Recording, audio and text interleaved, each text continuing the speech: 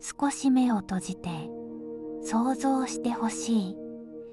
もしも世界から音がなくなったら、それは静かな世界ではない。完全な無音の世界です。風の音も、雨の音も、人の声も、一切存在しない。耳という感覚が意味を失う世界です。朝、目が覚める。目覚ましは鳴らない。光だけで時間を知る。家族が話しかける。しかし声は届かない。口が動いているだけ。すべては無音の映像になる。最初に起きるのは不便ではない。混乱です。人は音に頼りすぎている。気づいていないだけで。車の接近はわからない。クラクションも存在しない。危険は突然現れる。反応は遅れる。事故は増える。社会は一度停止する。交通は機能しない。電車は走れない。アナウンスが意味を失う。警告が伝わらない。火災報知器も沈黙する。緊急性が消える。すべてが気づけない問題になる。では、人はどうするか。視覚に頼る。光、文字、動き、情報はすべて目に集約される。サインが増える。ランプが増える。表示が増える。しかし限界がある。見ていなければわからない。背後の危険は察知できない。人は常に前を向く必要がある。緊張が続く。疲労が増える。次に変わるのはコミュニケーションです。言葉が消える。会話が成立しない。人は口を動かす意味を失う。代わりに文字を書く。手話を使う。表情を使う。身振りが増える。しかし速度が落ちる。感情は伝わりにくくなる。声のトーンがない。強さも優しさも消える。誤解が増える。人間関係が変わる。言葉の軽さが消える。一つ一つの伝達が重くなる。次に変わるのは文化です。音楽が消える。歌が消える。リズムが消える。人は踊る理由を失う。映画は無音になる。演技だけが残る。感動の半分が失われる。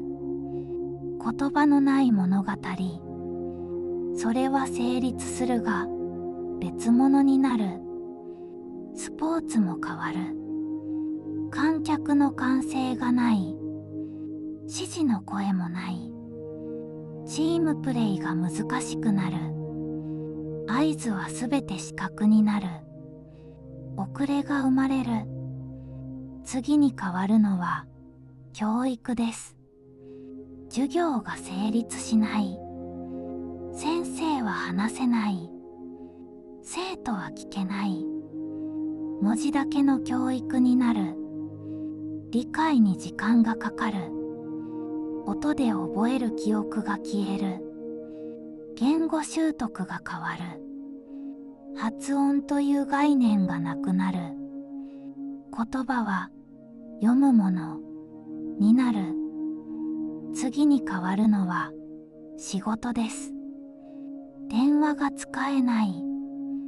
会議ができない。即時の意思疎通が消える。すべては文章になる。時間がかかる。判断が遅れる。社会のスピードが落ちる。しかしここで一つの変化が起きる。無駄が減る。軽い発言が減る。考えてから伝える。情報が整理される。ノイズが消える。次に変わるのは人の内面です。静寂ではない。無音です。自分の声も聞こえない。心の中の独り言も音としては存在しない。思考はより視覚的になる。イメージで考える。言葉ではなく形で考える。抽象が減る。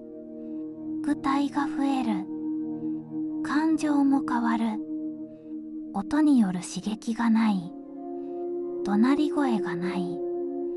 泣き声もない。共感が難しくなる。他人の苦しみが伝わりにくい。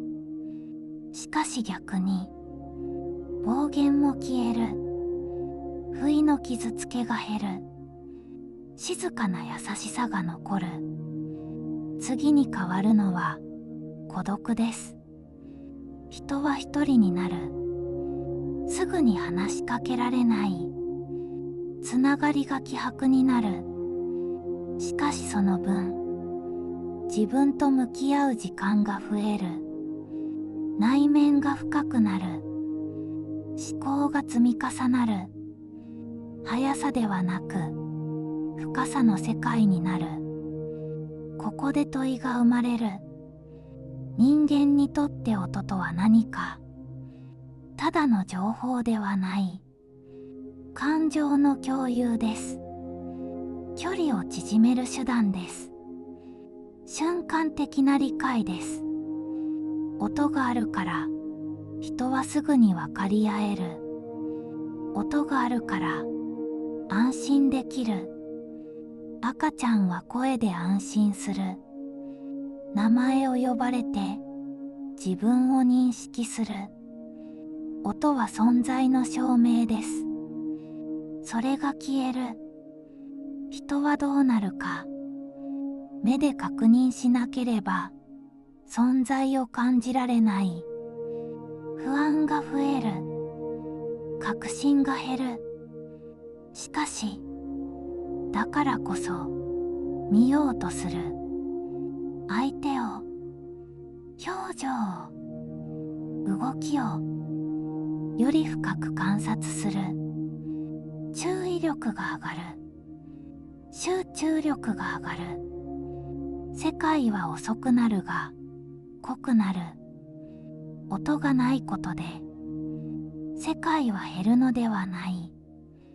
変わる。別のバランスになる。速さを失い深さを得る。即時性を失い思考を得る。しかし完全ではない。音が持っていた役割は大きい。危険の察知、感情の共有、直感的な理解、それらが消える代償は大きい。最終的に人は選ぶ。音を取り戻す方法、技術を使うかもしれない。振動で伝えるかもしれない。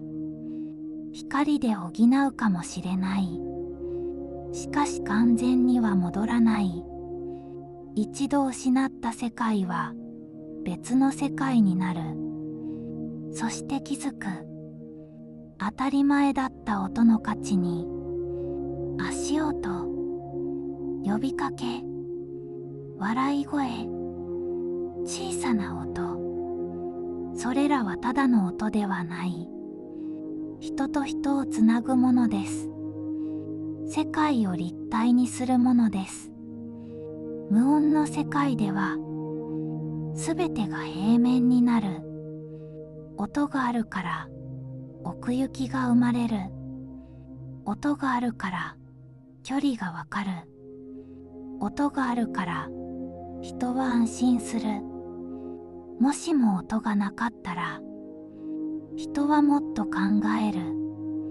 しかしもっと孤独になる。そしてほんの小さな音を奇跡のように感じるはずです。